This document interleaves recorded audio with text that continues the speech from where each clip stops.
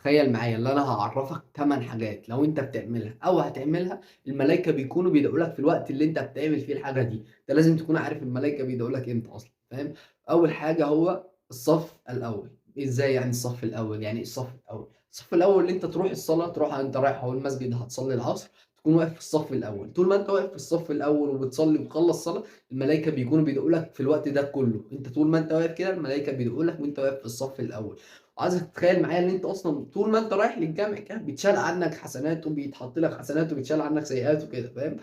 فأنت لازم تخلّي بالك اللي أنت تروح بدري عشان تاخد الأجر ده. أنت متخيل الملايكة هيدعوا لك، مش باقول لك واحد صاحبك هيدعي لك، باقول لك الملايكة، الملايكة اللي هم أصلًا معصومين، الملايكة اللي هم أصلًا لا يعصون الله في أي شيء. تاني حاجة وهو الجلوس في مكان الذكر.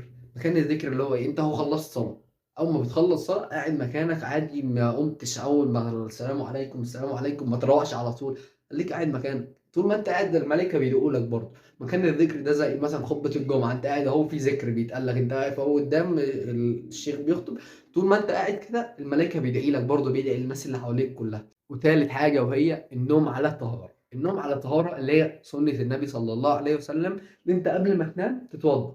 أنت هتكون نايم أهو على وضوء دلوقتي، أول ما بتيجي تنام كده أنا خلاص هاخش أنام، يبقى اتوضّى قبل ما أنام على طول، فاهم؟ طول ما أنت نايم على طهارة ففي ملاك بيكون معاك بيدعي لك طول الوقت ده كله. رابع حاجة وهي زيارة المسلم. زيارة المسلم يعني إيه؟ ده واحد صاحبك أهو مسلم أو واحد قريبك مسلم وكده، طول ما أنت بتصل رحمك وأنت رايح أهو عنده، أول ما بتخرج من باب شقتك كده في ملاك بيكون بيفضل يدعي لك في الوقت ده، اللي أنت أهو رايح زيارة للمسلم ده، أنت كده بتصل الرحم. وده اللي هينقلنا على خامس حاجة وهي زيارة المريض. زيارة المريض برضه حاجة كبيرة جدًا، كفاية اللي أنت بترفع من معنويات المريض اللي أنت رايح تزوره كده، فاهم؟ فأنت لازم برضه لمّا بتزور المريض بيكون في معاك ملاك بيدعي لك برضه. سادس حاجة وهي الدعاء بظهر الغيب. يعني إيه بقى الدعاء بظهر الغيب يا معاذ؟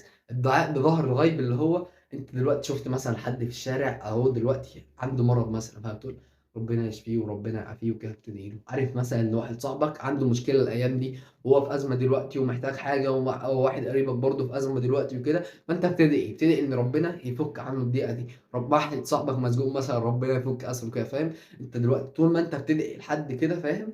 الملايكة بيدعوا لك بيقول لك ولك مثله. أنت دلوقتي بتدعي له والملاك هو اللي بيقول لك ولك مثله.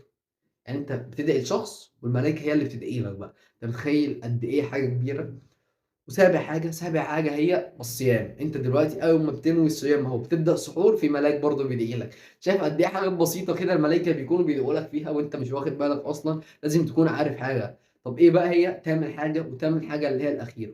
تامن حاجة هو تعليم الخير. تعليم الخير بمعنى إيه؟ أهو أنا باعمل إيه دلوقتي؟ أنا دلوقتي باعلّمك أهو حاجة خير وهتنفعك وكده وأنت هتكون عارفها برضه، بازوّد عنك معلوماتك ومعرفتك عن الإسلام ودينك وكده. أنا دلوقتي كده باخد حسنات وفي ملاك بيدعي لي برضه. أنا في ملاك دلوقتي كده بيدعي لي عشان أنا باعلّمك الخير ده، فاهم؟ فأنت برضه لازم تعلّم الخير.